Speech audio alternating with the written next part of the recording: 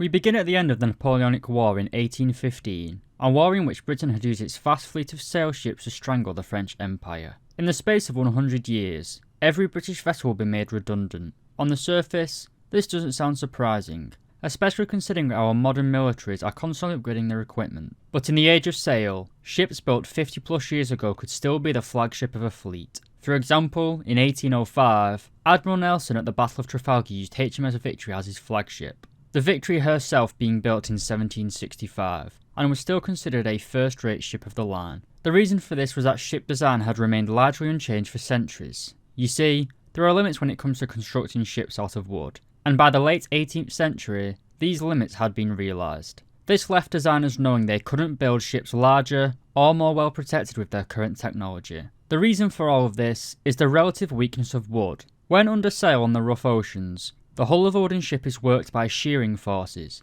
Waves stress different parts of the hull at different times. This twists and deforms the hull over time, causing leaks. If you've ever made a wooden frame for a garden gate or door, you know that a long rectangular frame is very weak. It flexes easily and will usually collapse under its own weight. This weakness of wood is generally the reason age of sail warships were relatively short and stubby. If they were any longer, the wooden frames would flex and tear themselves apart. You'll notice if you look at larger ships of the line that the biggest ships usually have 3 gun decks. While this was a convenient place for mounting guns, the main reason for the third gun deck was purely structural support. A ship of the same length, but with only 2 gun decks, would almost certainly twist itself apart in even a mild seaway. The need for a third gun deck in the larger ships of the line added a lot of weight, which significantly reduced the speed these ships could achieve. This was bad for a warship, as a faster vessel with a similar weapons load could essentially dictate a fight, purely by using its speed. It could hunt down an enemy it wanted to fight, and run away from those it didn't. Ideally, navies wanted a longer vessel with fewer gun decks, which would improve the speed of the vessel, but due to the lengthening of the decks, it wouldn't necessarily mean a reduction in firepower. The reason for this increase in speed is due to draft and displacement. Imagine you have 2 ships, both weigh the same, and both have the same beam, also known as width. Our first ship is a traditional 3-deck ship of the line, tall and relatively stubby. The second ship carries the same gun load as the former, but spread across only 2 longer gun decks. Due to both ships having the same beam and displacement, the difference in design leads to a difference in draft, or the distance between the keel and the waterline. Compared to the longer ship, Ship 2, the shorter ship, or Ship 1, displaces its weight over a physically smaller area, and so will sit deeper in the water. This means Ship 1 has to physically move more water out of the way when sailing, which means it has far more drag acting upon its hull. When both of our ships have the same displacement, beam, and sail area, the longer ship, Ship 2,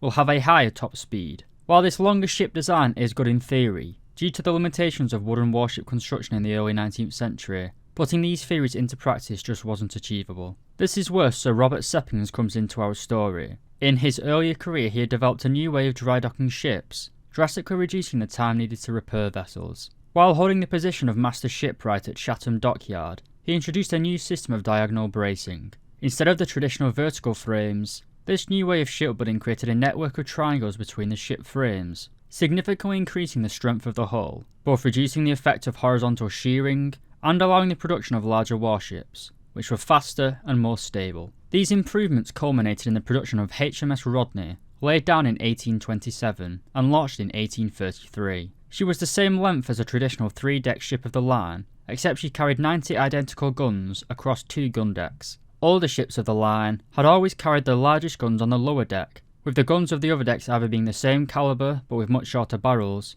or smaller caliber altogether. The increased hull strength of Rodney allowed her to carry full-length 32-pounder cannons on both gun decks, something the larger Caledonia-class triple-deckers couldn't do. In the 1830s, Seppings was replaced as Surveyor of the Navy by William Simmons. He was an amateur ship designer, and he was given the position mainly due to politics. While he had designed a few yachts, he had virtually no experience in designing warships. The role of the Surveyor of the Navy was becoming less about designing ships, and more about controlling and overseeing the production of such vessels. Quite to the dismay of the Admiralty, Simmons started making his own changes to ship design, and because the Surveyor of the Navy still officially had the power to change designs, the Admiralty were basically powerless to stop these decisions being implemented. To put it simply, Simmons changed the shape of the ship's hull, making them more wedge-shaped under the waterline. This did actually improve the speed of the vessels, but made them overly stable. Now, this might seem stupid. Why would having a very stable ship be bad? It all comes down to rolling.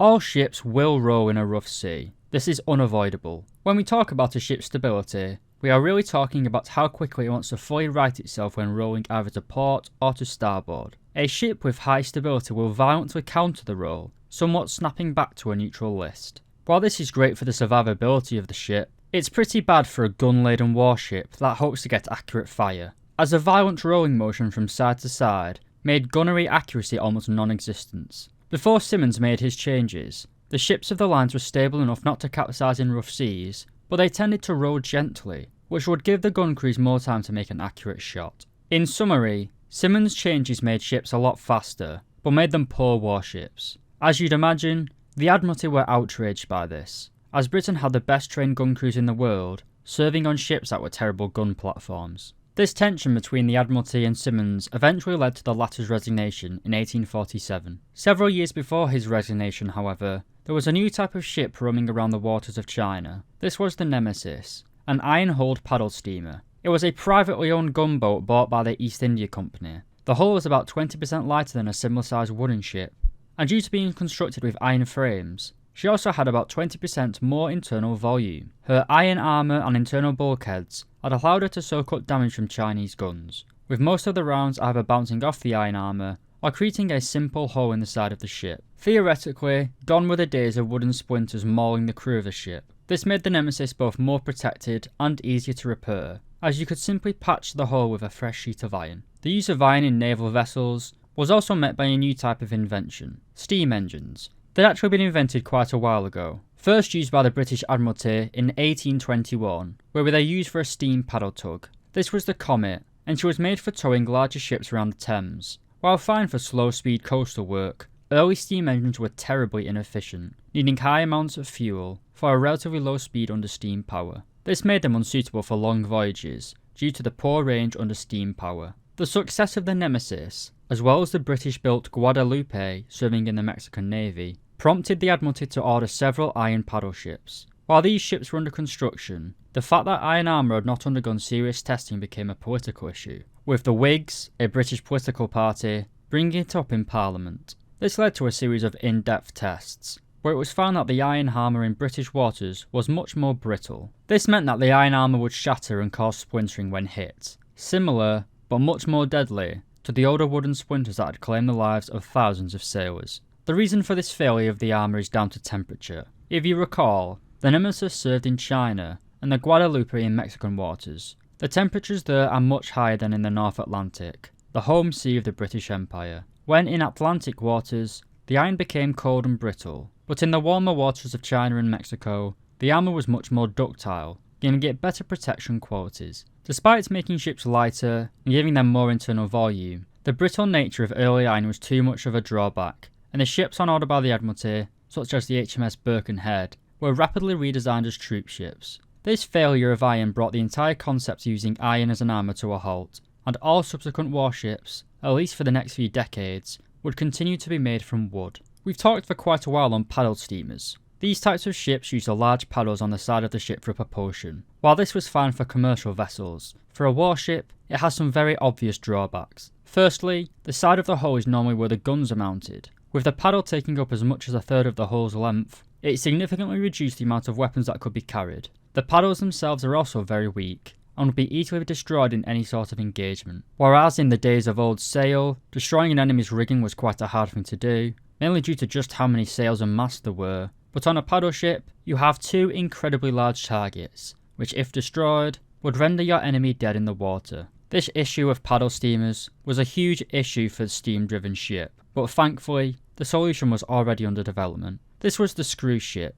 Instead of using paddles, it used a single screw mounted at the stern of the vessel, beneath the waterline. This was much more hydrodynamic, as the older paddles cause a lot of drag when not in use. It also meant that the sides of the hull were free. This meant, relative to paddle steamers, the sides of the hull could be better protected and carry a larger amount of guns. The removal of the paddles also reduced the centre of gravity of the ship, or lowered the metacentric height, which made the ships much more stable in bad weather and rough seas. The father of the screw ship was arguably Francis Petit Smith, who not only patented a design for a screw ship, but also actually designed and financed the first ship of its type, the Archimedes. This ship was raced against a contemporary paddle steamer with positive results. After the Archimedes was received favourably by the Admiralty, the incredibly talented designer Isambard Brunel worked with Smith to try and get a better understanding of the screw propeller. Brunel was looking to redesign his own commercial liner, the Great Britain, and Smith wanted a new customer for his patented screw design. Brunel's ship originally used paddles,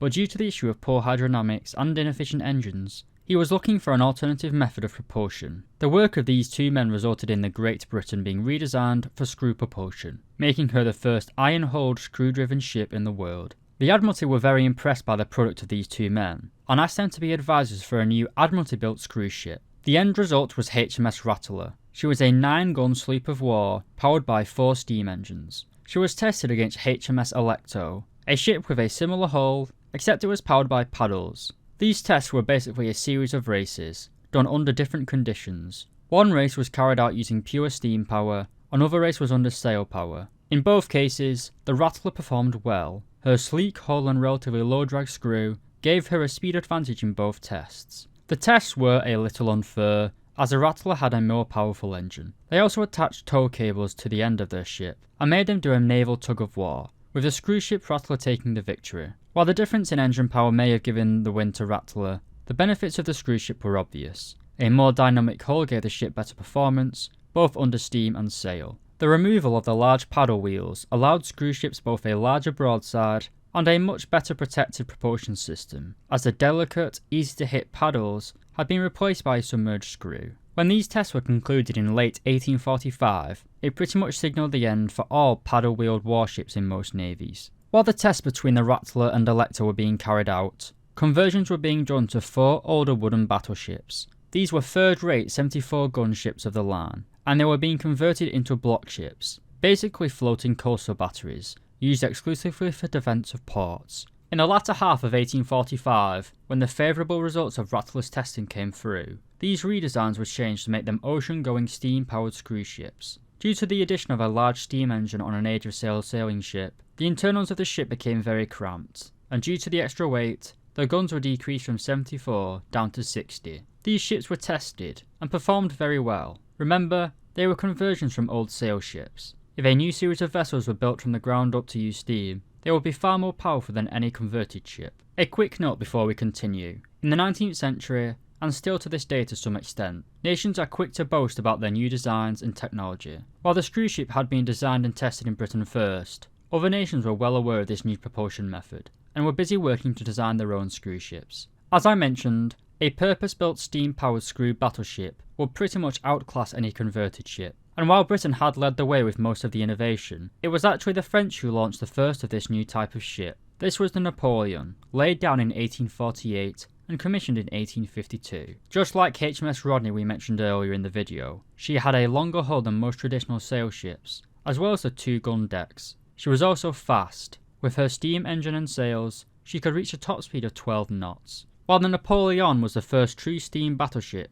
she was still heavily limited by the technology of the day. For a start, the sails had to be retained, as she could only carry 9 days' worth of coal, barely enough to cross the Atlantic. The steam engines on these early vessels were seen as complementing the sails, rather than an outright replacement of them. The steam engine added a reliable method of propulsion that could be used in all circumstances, as long as you had the fuel. This sort of negated one of the biggest issues with sails, and that is the dependency on weather. Rather famously at the Battle of Trafalgar, poor winds significantly slowed down Nelson's ability to form a column, and close in on the French and Spanish fleet, taking him over 6 hours to close a range of 10 miles. If Nelson had screw ships, he could simply have raised steam and closed the distance much sooner, regardless of the wind direction. While the Napoleon was the first true steam battleship, the French did not enjoy naval supremacy for long. 3 months after the commissioning of the Napoleon, HMS Agamemnon entered Royal Navy service. Like the Napoleon, the Agamemnon was a screw-powered battleship, also with 2 gun decks. Both ships were considered a match for each other, with the Napoleon having a slight speed advantage, due to Agamemnon's slightly slower speed of 11.5 knots. The success of both of these vessels led to a naval arms race between the British and the French, each building larger and larger steam battleships. For the British, the peak of development was HMS Duke of Wellington. Unlike both the Napoleon and Agamemnon, she had 3 gun decks, carrying 140 guns. She wasn't designed as a steamship. In fact, it was Sir William Simmons who designed her before his resignation. But the keel was only laid down in 1849, and while on the stocks, her plans were changed. The hull was lengthened, taking her up from 121 guns to 140, and screw and steam engines were added. The French reply, albeit coming rather late, was the Britannia, launching in 1855. It was the most powerful battleship in the world at the time. Like the Duke of Wellington class, it had a long hull with 3 gun decks. While they carried slightly less guns, at 130 guns, it was slightly faster than the British equivalent. With the naval arms race rapidly modernising both fleets, with new builds and conversions of old ships taking place on both sides of the English Channel, a betting man would put money on a war between the British and the French. But when Russian armies entered the Danubian Principalities, as well as in the Russian Navy destroying 11 Ottoman battleships, France and Britain both declared war on Russia, starting the Crimean War. The combined might of the British and French navies now started to take action against the relatively unmodernised Russian fleet, which only had 1 comparable steam cruise ship. Naval action took place in both the Baltic Sea and around the Crimean Peninsula itself. Quite sensibly, the Russian Navy declined to meet the Anglo-French fleets in battle. Instead, British and French warships were used in a shore bombardment role against the multiple Russian forts around the Baltic, quite notably the fort of Bomorsund, which was pounded by the combined fleet's guns. In less than 2 days, the fortress surrendered, with all of the defenders' guns being destroyed or damaged from naval and land-based battery fire. Here, the screws on the cruise ships became very handy, as they could close into firing range and then withdraw to repair or retreat if needed be, whereas the older sail ships that were brought along had to rely on steam-powered tugs to withdraw. While the ships had managed to engage the Russian forts, the shell guns the Russians were using were very dangerous, and combat losses were very high. This was noted by the French Emperor Napoleon III. His engineers came up with an idea. It was basically a hulk plated in armour, carrying a few large heavy guns. One of the other main lessons of the early Crimean War was that lots of small guns were not as effective as fewer, but much larger guns. These became known as floating batteries, and while not technically ships, as they couldn't really operate alone, they were very influential, and lit the fuse, so to speak, that would lead to the larger armoured battleships that we all know and love. Both the French and British produced 5 of these floating batteries. The French used them in combat first, in 1855 at the Battle of Kinburn. 3 French batteries supported the unarmoured wooden ships in suppressing Russian shore batteries to great effect. The British planned to use their batteries during the bombardment of Kronstadt, but the Russians sued for peace before the attack could take place. Some have argued that the presence of the British batteries influenced the Russians to make terms, but this is widely disputed. While it could be argued that these floating batteries were the first type of ironclad, they were not true ocean-going vessels. While they did have their own engines, they were terribly slow and couldn't carry much coal. As a result, they had to be towed around by other naval vessels, but their effectiveness in combat was unquestioned, and their success prompted the French to pursue the development of ocean-going armoured warships. While Britain is famous for its naval prowess, you could expect the first true ironclad to have been a British creation, but no, it was in fact again a French one. Building upon their experience in the Crimean War, where wooden warships were pounded by shell guns, the need for armour on wooden ships was apparent. The French creation was launched in 1859, the frigate Gloire, the French word for glory. This was a wooden-hulled ship with iron armour plate bolted onto the side. This is where the name ironclad comes from. Cladding is a layer added to a surface to give it enhanced protection. While the cladding of iron armour to the outside of a ship soon fell out of favour with designers, the name stuck around and became the iconic name for this generation of early metal ships. She also carried fewer but much larger guns compared to other warships, carrying 34 6.5-inch muzzle-loading guns. The ship also had a steam engine and a screw system, but still retained a full set of sails for extended voyages. Early steam engines were still horribly inefficient, and nowhere near enough coal could be carried to allow extended voyages on steam power alone. All in all though, the Gloire was revolutionary, and while she was soon overshadowed by the British response, pretty much all of the older wooden warships, in both French and British service, would be retrofitted like the Gloire, to have iron armour bolted onto the outside of their wooden hulls. When we talk about the age of the ironclads, we really are talking about these older wooden warships retrofitted with iron plate, as they would have made up the vast majority of a navy's battle line. The newer large iron ships were impressive, but horribly expensive, and could not be built in vast numbers. The Gloire was powerful, and there was no way the Admiralty was going to allow the French to have naval supremacy. In response, designers started modifying the existing Mersey class of frigate. Unlike all other warships in history, this ship was going to be iron-framed, iron-hulled, and carry external iron armour. In fact, the only major wooden parts of the ship would be the decks and a heavy spar liner backing, located behind the armour plate. When launched in 1860, the resulting ship, HMS Warrior, was the most powerful warship ever to have sailed. She was longer, faster, more heavily armoured, and carried more weapons than the Gloire. Arguably, the Warrior was too advanced, not because the ship itself was over-engineered or had faults, but due to the response of other nations and manufacturers. The next 2 decades would see huge technological improvements in ship design, notably the battle between firepower and armour development, with every year bringing more powerful guns, making armour irrelevant, only for newer metal production methods to bring viable armour protection back to shipping. The result of the technological advancement in the late 1860s was that every ship produced a mere decade ago was now simply outdated. A huge contrast between what I spoke about at the beginning of this video, where HMS Victory, a 50-year-old ship of the line, was still seen as a frontline combatant, but in the mid-1870s, HMS Warrior, which was only a decade old, was now seen as a relic that could no longer sail in the line of battle. We will leave this video here, lads, but make sure to like and subscribe. The following videos are going to be shorter and more condensed. I will likely next be covering the monitors of the American Civil War, and then how they influenced the later European designs, where we start to see a shift away from sails and towards the pre-dreadnought style of battleship. Thank you very much for watching. I hope to see you in a future video.